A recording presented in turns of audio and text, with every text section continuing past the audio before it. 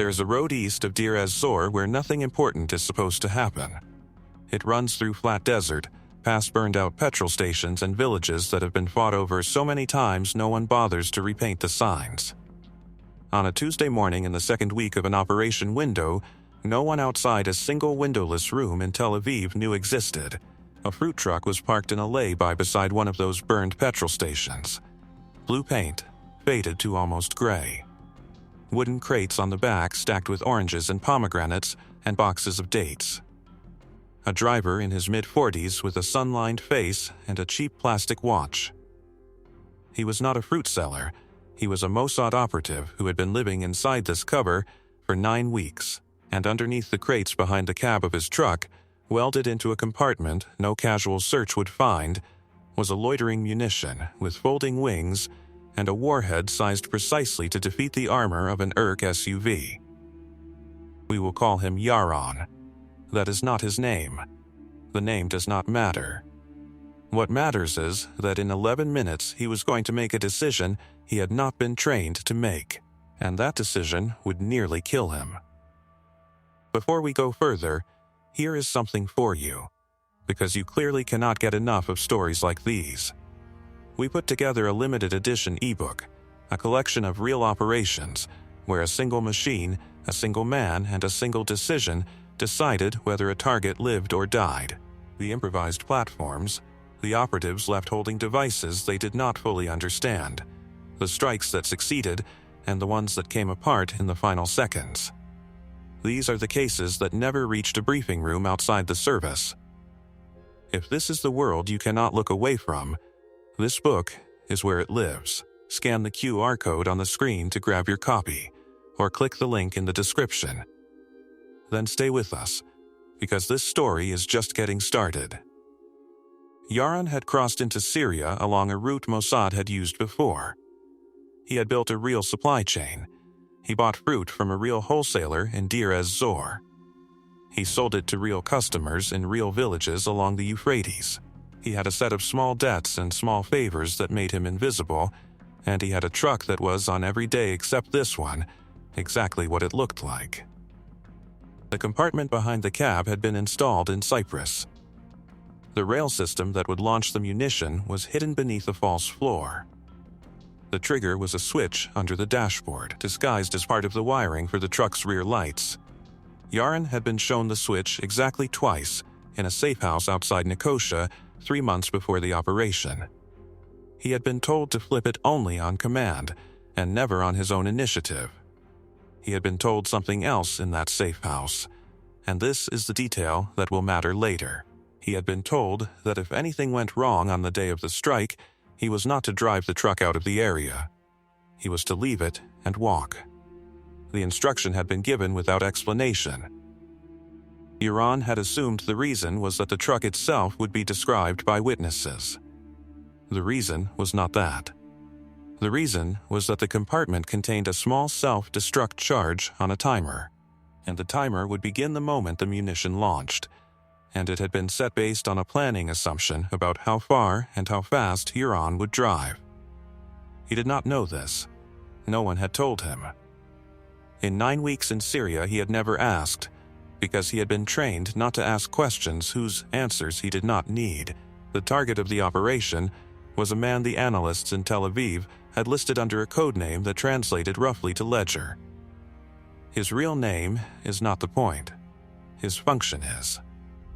He was a senior logistics officer in the Quds Force, the expeditionary arm of the IRGC, and he moved the small precision guidance components that turned crude rockets into accurate ones. He almost never flew inside Syria because he considered the airspace compromised. He preferred the road in small convoys at unpredictable hours on routes chosen the night before by aides who told no one else. He was, in the language of the analysts, disciplined. He was also, according to a source Mossad had cultivated for 11 months through a Gulf-based businessman who did not exist, going to be on the Abu Kamal Road on this Tuesday, in a convoy of 5 vehicles, sometime between 9 and 11 in the morning. Yaron had been told none of this.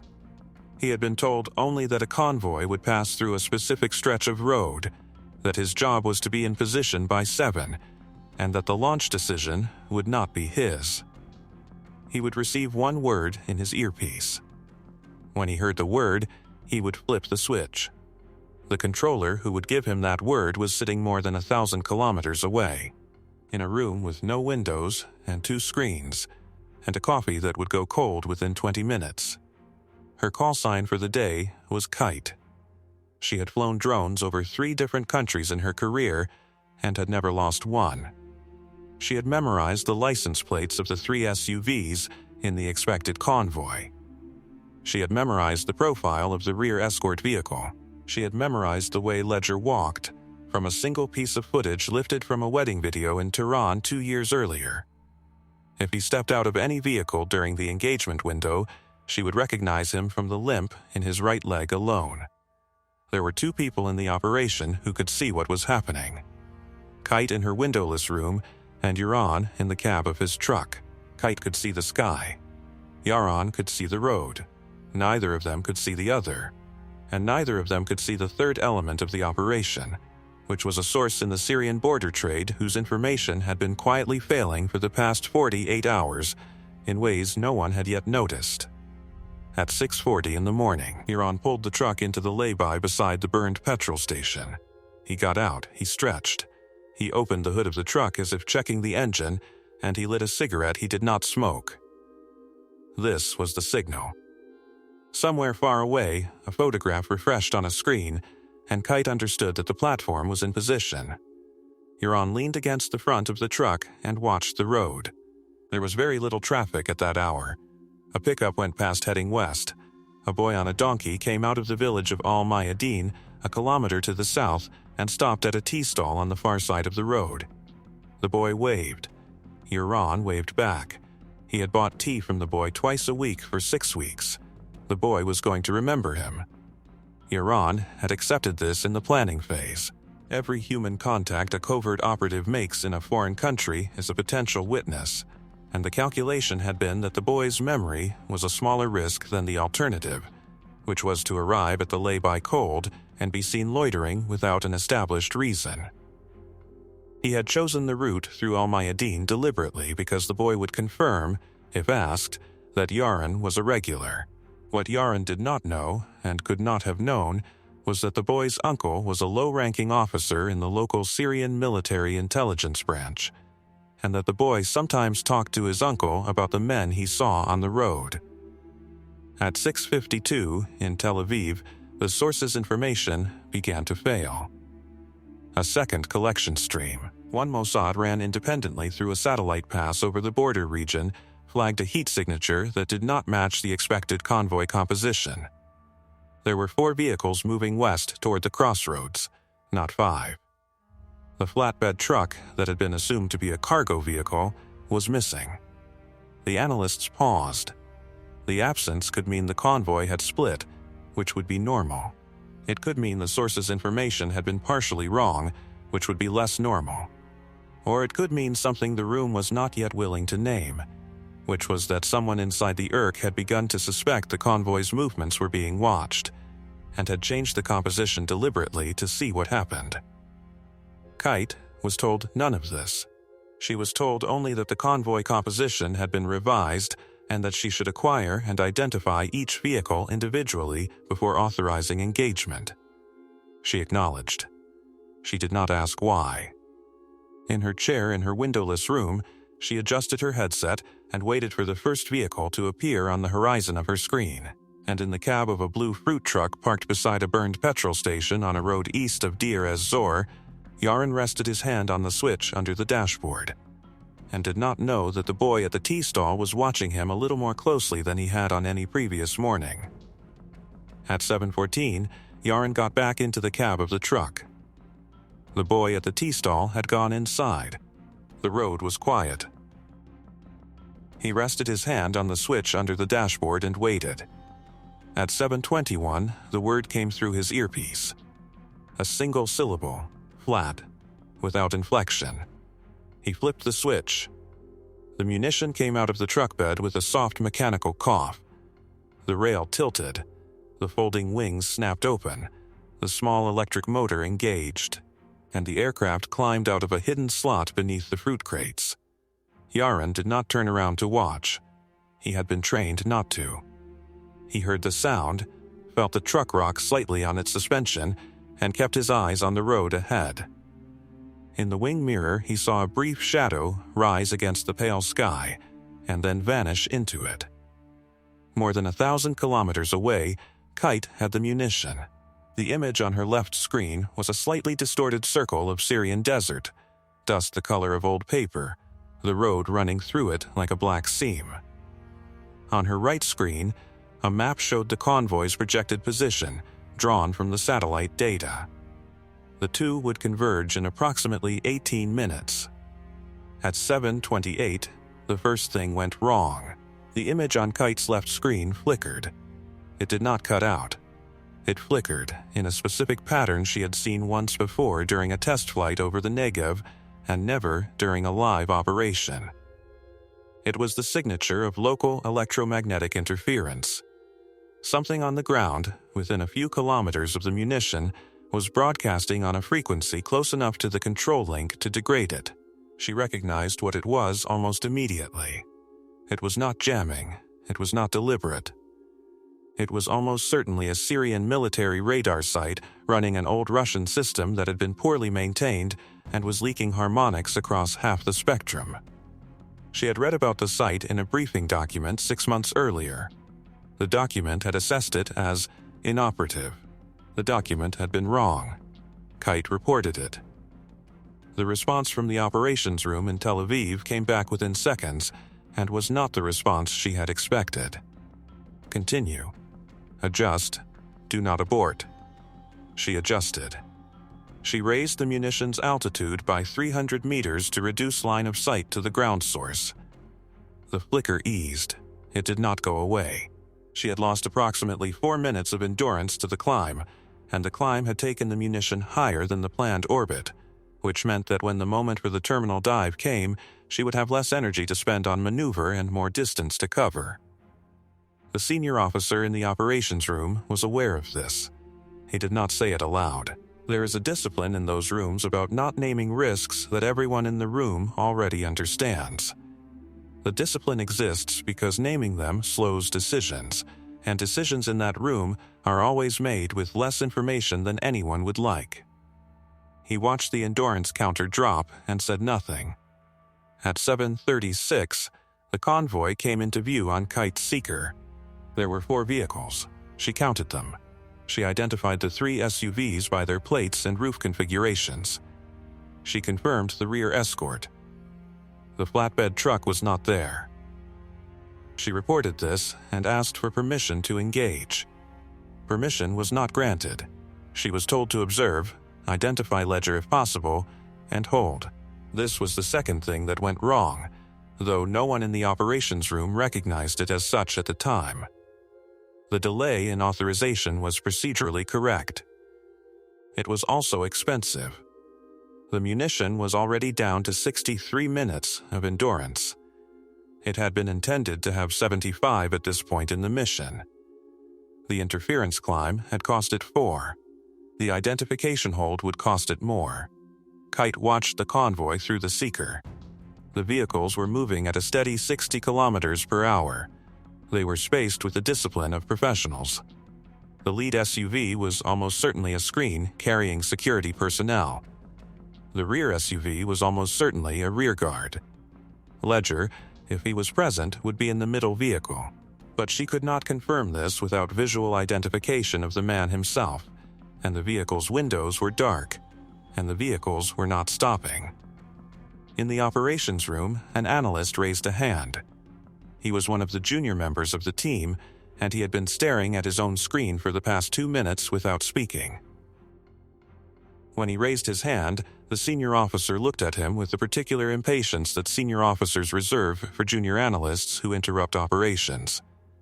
The analyst said, quietly, that he was looking at the satellite feed.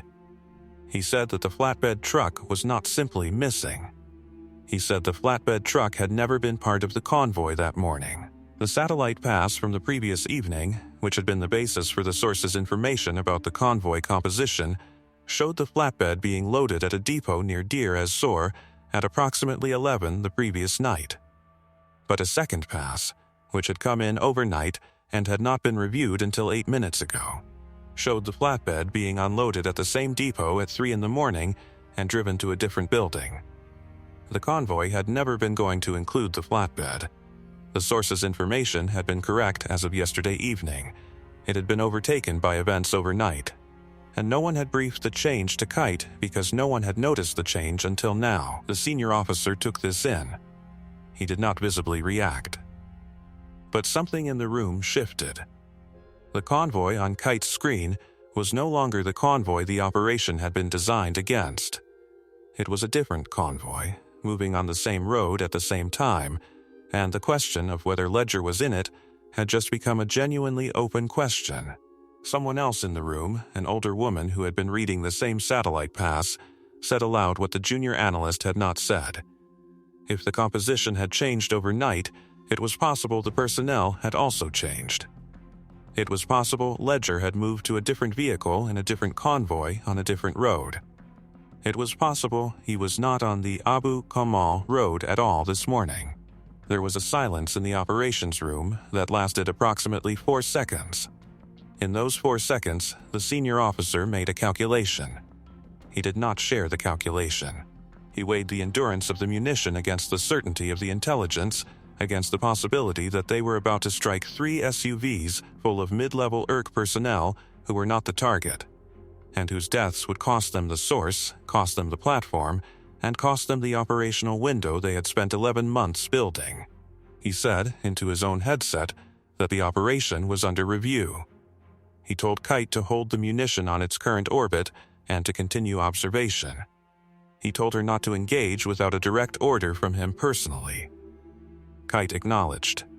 She said, calmly, that her endurance was now 58 minutes and dropping. She said that at the current orbit altitude. The minimum time she would need for a terminal dive against a moving vehicle was 4 minutes. She said that if the convoy passed the Wadi crossing at kilometer 12 without an engagement, she would lose the strike geometry entirely. Because the road forked after the crossing and she could not predict which fork the convoy would take. The senior officer said he understood. He said, "Hold." In the truck, Yaron sat with his hands on the steering wheel and waited for a second word in his earpiece. There were only 3 words he was authorized to hear. The first had been the launch word. The second would be a word that meant the strike had occurred and he should begin his exfiltration. The third would be a word that meant the operation had been aborted and he should begin a different exfiltration along a different route at a different pace. He had heard the first word. He had heard nothing since. He looked at the clock on the dashboard. 14 minutes had passed since launch. In every rehearsal he had done in Cyprus, the second word had come within 8 minutes. In 2 of the rehearsals it had come within 6. He did not know what silence meant. He had not been briefed on silence. Silence was not one of the 3 words. He began, quietly, to consider possibilities. It was possible the strike had been delayed for tactical reasons and would occur shortly. It was possible the strike had already occurred and the second word had not been sent because of a communications issue. It was possible the operation had been aborted and the third word was on its way. It was possible, and this was the possibility he did not want to consider but could not stop considering, that something had gone wrong that no one had planned for, and there was no word for what was happening, because no one had thought to prepare one. He was not, at this moment, in immediate physical danger. The truck was parked in a lay-by. The road was quiet. He could sit there for another hour without attracting attention. But the boy at the tea stall had come back outside and was watching him again. The second pickup truck of the morning had passed him going west, and this one had slowed as it passed, and the driver had looked at him through the window. In the operations room, at 7:49, the senior officer made a decision. He had been holding for 6 minutes. In 6 minutes, the convoy had traveled another 6 kilometers. It was now approximately 3 kilometers from the Wadi crossing. He had less than 4 minutes to decide. He looked at the junior analyst who had raised the flatbed issue. He asked whether the analyst had anything else. The analyst said he did not. He asked the older woman the same question. She said she had one additional data point. She said the source, the fixer in the Syrian border trade, had not made his usual morning check-in with the fictional Gulf businessman. He had been checking in every morning at 6:30 for 11 months. He had not checked in today. The senior officer took this in. He said to Kite that she was authorized to strike the middle SUV. He said the identification threshold had been lowered. He said she should engage on the assumption that Ledger was in the middle vehicle, and that if he was not, the operation would be reviewed after the fact. Kite acknowledged. She began the terminal approach. And in the cab of a blue fruit truck parked beside a burned petrol station on a road east of Deir ez-Zor, Euron looked at the boy at the tea stall, and the boy looked back, and neither of them looked away. The munition tilted its nose down and cut its orbit. The seeker locked on the middle SUV. The image on Kite's left screen sharpened as the aircraft closed the distance, and she could see the dust plume rising behind the three vehicles. And she could see the shape of the rear escort clearly enough to count the antennas on its roof. She had done this before. Not exactly this, but close enough that her hands moved without her thinking about them. She adjusted the dive angle by 2 degrees to bring the munition in from the rear quarter of the middle SUV, exploiting the weaker armor coverage there. She trimmed the airspeed. She watched the range counter drop from 1,200 meters to 900 to 600. At 400 meters, 38 seconds from impact, the middle SUV braked hard. Kite saw it in the seeker before she understood what she was seeing. The vehicle's rear end pitched down as the brakes spit, and the SUV behind it swerved and stopped, and the SUV in front of it stopped almost simultaneously. The convoy was halting on the road, in the open, without cover, for no reason she could identify. Her first thought was that they had seen the munition. This was the wrong thought, and she knew it was the wrong thought within half a second of having it, because if they had seen the munition, they would not have stopped in the open. They would have accelerated. They would have tried to break the geometry. Stopping meant they had not seen her. Stopping meant something else. She held the dive. She had 32 seconds. The lead SUV's driver door opened. A man got out with a rifle held low against his body. He looked ahead, not up. He was looking at something on the road in front of the convoy. Kite widened the seeker's field of view by half a degree and saw what he was looking at. A man on a motorcycle had appeared at the side of the road, perhaps 60 meters ahead of the lead vehicle, and was waving both arms above his head. She had 28 seconds. In the operations room, someone said, quietly, that the motorcyclist was a warning. Someone else said it could be a signal. A third voice said it could be a coincidence. The senior officer said nothing. He was watching the seeker feed and counting seconds in his head. Kite had 24 seconds. The middle SUV's rear door opened. A man stepped out. He was of average height. He was wearing a dark jacket. He walked around the back of the SUV toward the lead vehicle, and he walked with a slight, distinctive limp in his right leg that Kite had watched on a loop for 9 weeks in a wedding video from Tehran. Ledger was on the ground. Exposed, standing in the open road, 6 meters from the vehicle that had been designated as the target. She had 20 seconds. The operations room went silent. In the silence, Kite could hear her own breathing in her headset. She could hear the faint hum of the cooling fans on the console in front of her. She could hear the senior officer inhale, and she could hear him hold the breath, and she could hear him release it. He said, "Divert. Take the man, not the vehicle." Kite adjusted. She pulled the seeker off the SUV and slewed it onto the figure in the dark jacket. The munitions guidance shifted. The dive angle steepened, because Ledger was closer to the aircraft than the vehicle had been, and the terminal approach had to be recomputed in real time against a target that was 3 meters tall instead of 2 meters wide. The recomputation happened in the flight computer without her having to command it. But the recomputation was based on a target that was standing still. And Ledger was not standing still. He was walking. He was walking toward the lead SUV. He was going to reach the lead SUV in approximately 6 seconds, and if he reached it, the strike geometry would change again, because the lead SUV would provide partial cover from the angle the munition was diving at. Kite had 14 seconds. She had a decision to make, and she had approximately 1 second to make it. She could hold the strike on the ground where Ledger currently was and hope his walking pace was steady. She could try to command the flight computer to lead the target, which was a maneuver the munition was theoretically capable of, but which she had never done against a walking human. Or she could abort the strike and try to reacquire on a second pass, which would consume more endurance and might not be possible before the convoy resumed movement. She did not have time to consult the operations room. She made the decision herself. She held the strike on the ground. 12 seconds. Ledger stopped walking. He had reached the driver of the lead SUV, and the two of them were now speaking. He was standing still. His body was oriented at an angle that would present a broader profile to the incoming munition than a straight-on approach. Kite saw this and understood that her assumption, the assumption that his walking pace would carry him further from the strike point, had been wrong. He was going to be almost exactly where the munition was going to hit. 8 seconds. The motorcyclist was still standing at the side of the road, still waving.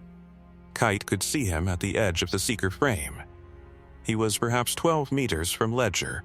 She noted the distance because she had been trained to note it, and because in the last 2 seconds of a strike the mind of a controller does not stop working, it simply becomes very fast and very literal. 4 seconds. The senior officer said, into her headset, one word. He said, confirm. He was asking her to confirm the strike. It was procedurally required. It was also, at this point, meaningless, because the munition was inside the terminal window and there was no realistic possibility of aborting it. She said, confirmed, 2 seconds. Ledger turned his head. He was looking at the motorcyclist. He was not looking up. At impact, the warhead detonated approximately 2 meters short of Ledger and half a meter above the road surface. The image on Kite's screen whited out for a fraction of a second as the seeker was destroyed. Then the feed cut to a wider shot from a secondary camera on the munition's tail, which was designed to survive the initial blast by 100 milliseconds and transmit a final frame. The final frame showed a plume of dust and fragments rising from the road. It showed the lead SUV's front tire shredded. It showed 2 figures on the ground beside the middle SUV, neither of them moving. It showed the motorcyclist thrown from his bike and lying at the edge of the frame. It also showed a third figure, on the ground beside the lead SUV, moving, trying to push himself up onto his elbows. Wearing a dark jacket. The feed cut. In the operations room, no one spoke for 4 seconds. In those 4 seconds, the senior officer looked at the frozen final frame on the main screen and understood, without needing anyone to say it, that the strike had not killed the target. Kite had a second aircraft. She did not have a second munition. There was no reload. The platform was designed to be single shot, and the shot had been taken. She said, aloud, that Ledger was down but appeared to be moving. She asked whether the operation had a secondary asset in the area that could confirm or complete. The senior officer said no. There was no secondary. The fruit truck was the entire operation. For approximately 6 seconds after that, the room believed the operation was over. Not successful, not clean, but over. The strike had happened. The convoy was disabled. The primary target was down. Extraction could begin. The senior officer had already begun to draft, in his head, the internal cable that would characterize the operation as a partial success. Then, the older woman at the far side of the room, the one who had raised the source's missed check-in, said quietly that the rear escort vehicle was moving. Kite pulled a view from a satellite pass that had come up over the horizon in the last 2 minutes. The rear escort, which had stopped 50 meters behind the middle SUV at the moment of the strike, was now reversing rapidly along the road, then executing a hard three-point turn, then driving away from the strike site at speed. It was not fleeing. It was extracting. The two men from the rear escort had gotten out during the 6 seconds no one in the operations room had been watching them. They had run forward to the lead SUV. They had picked Ledger up off the road. They had carried him to the rear escort vehicle, put him in the back seat, and driven away with them. He was alive. He was leaving the strike site, and in a fruit truck 4 minutes east, sitting in silence with his hand on the ignition key, Yaron was still waiting for the second word in his earpiece. The rear escort vehicle was gone from the strike site within 90 seconds of the detonation. It went east on the same road Yaron was parked beside, and it went at a speed that suggested the driver knew exactly where he was going, somewhere between the strike site and the Iraqi border, at a location the analysts in Tel Aviv would not identify until 3 days later. There was a field hospital run by an Iranian medical unit that had been established for exactly this contingency. Ledger was inside it within 40 minutes, on an operating table within an hour, and stable within 3. He had a broken right femur, shrapnel in his left shoulder, a ruptured eardrum, and burns across the back of his neck. He would spend 11 weeks in a hospital in Tehran after being flown out of Syria on a medical transport. He would walk again. He would return to duty. His limp, the one Kite had identified him by, would become slightly worse. The lead SUV's driver was killed in the strike. So was one of the security men who had been standing near Ledger when the warhead detonated. The motorcyclist, who was neither a warning nor a signal nor an accomplice, but a farmer who had come out onto the road to flag down the convoy because a tanker had overturned 2 kilometers ahead and he was trying to prevent a second accident, died at the scene. He was 34 years old. He had 4 children. His name is not in any Mossad file because Mossad did not know it and did not seek it out afterward. In the operations room in Tel Aviv, the senior officer sat down. He had been standing for 6 hours.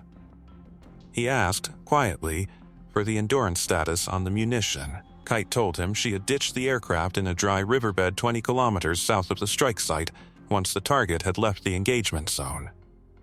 The wreckage would be recovered by someone within days. It would tell them very little they did not already suspect. He asked about Iran. He was told that Iran was still in position at the lay-by, still holding the ignition key, still waiting for the second word. He had been sitting there for 19 minutes since the strike. The senior officer looked at the clock. He did a calculation in his head that he had done twice already, but had not shared with anyone in the room. The self-destruct charge in the truck's compartment had begun its timer at the moment of launch. It had been set for 90 minutes. That was based on a planning assumption that Iran would drive 15 kilometers, park in an alley in a specific village, and walk away. Iran had not driven anywhere. He was still at the lay-by. He was going to be at the lay-by, or very close to it, when the charge detonated. The senior officer gave the order to send the second word. He also gave a second order, which was to send an emergency instruction to the extraction team 15 kilometers to the east, telling them to move west along the road and intercept the truck before the timer expired. He did not know the exact figure remaining on the timer. He knew only that it was under an hour, and shrinking. Iran heard the second word in his earpiece. He started the engine. He pulled out of the lay-by. The boy at the tea stall watched him go. In 4 kilometers, Iran would stop the truck again for reasons he would not fully explain in his debrief 3 months later, and he would stand beside it for 11 minutes, and he would make a decision based on incomplete information that would nearly cost him his life. The reasons for that decision, and the burned scars across his back and shoulders that he would carry from it for the rest of his life, are a separate story. What matters for the record of this operation is what the operation broke. The source in the Syrian border trade, the fixer who had provided the convoy information for 11 months, was quietly abandoned within 72 hours. The analysts could not rule out the possibility that the change in the convoy composition had been a deliberate test, and if it had been, the source was already compromised. Any further use of him would burn additional assets. He was left in place. His check-ins to the Gulf businessman who did not exist were never returned. Whatever happened to him afterward is not in the file, because Mossad did not go back to find out. Ledger, once he had recovered, was moved out of Syria and back to Iran. He was promoted. His security detail was doubled. The convoy protocols that had been assumed to be disciplined were revised to be genuinely so. Future targeting against him became substantially harder. 2 subsequent operations against him were cancelled at the planning stage because the targeting picture could not be reconstructed to the standard the service now required.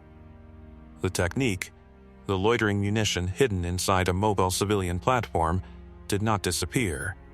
It would be used again in other operations, in other places, against other targets.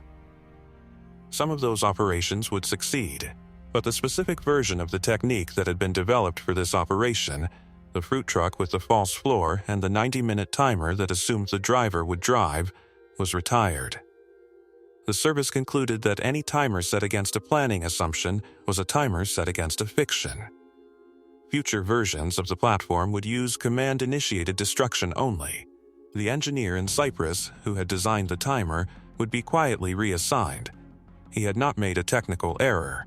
He had made an assumption about human behavior, and the assumption had turned out to be the kind of assumption that a service cannot afford to make about its own operatives under stress. The 2 Syrian conscripts at the checkpoint who died 4 minutes east of where Yaron had been sitting, and the 2 who were maimed, and the farmer with 4 children who had come out onto the road to warn a convoy about an overturned tanker, do not appear in the operational review. They do not appear because operational reviews are structured around inputs, decisions, and outcomes, and none of them were inputs, and none of them made decisions, and their deaths were not outcomes the operation had sought. They were incidental. That is the word the review uses. What the operation did not solve was the flow of precision guidance components into Lebanon. Those components continued to arrive. The channel Ledger had built survived him, because he had built it well, because he had understood that a channel that depends on a single man is a channel that ends when the man is removed. The strike changed the identity of the person managing the channel. It did not change the channel. What the operation quietly broke was an internal certainty. The service had believed, before this Tuesday, that a disposable platform could be treated as disposable, that the moment the munition left the truck was the moment the plan ended. What the operation showed was that the moment between use and forgetting was the moment where everything could go wrong. The hardest part of the operation had not been the strike. It had not been the flight of the munition.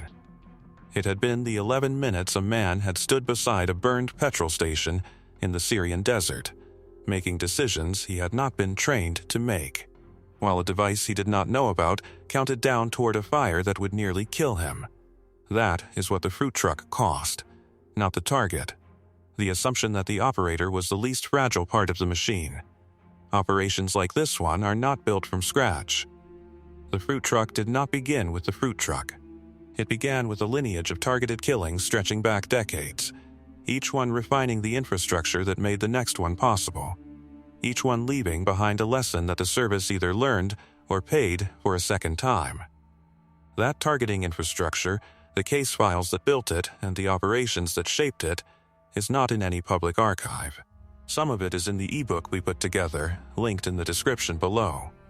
The document in the description walks through the assassinations and targeted strikes that established the doctrine this operation was working from, the methods used, the operatives who carried them out, and what those operations cost the people who ran them. If you want to see the operational record the fruit truck was built on, the link is in the description. If this is the kind of story you came here for, the comments below are where we hear what to cover next.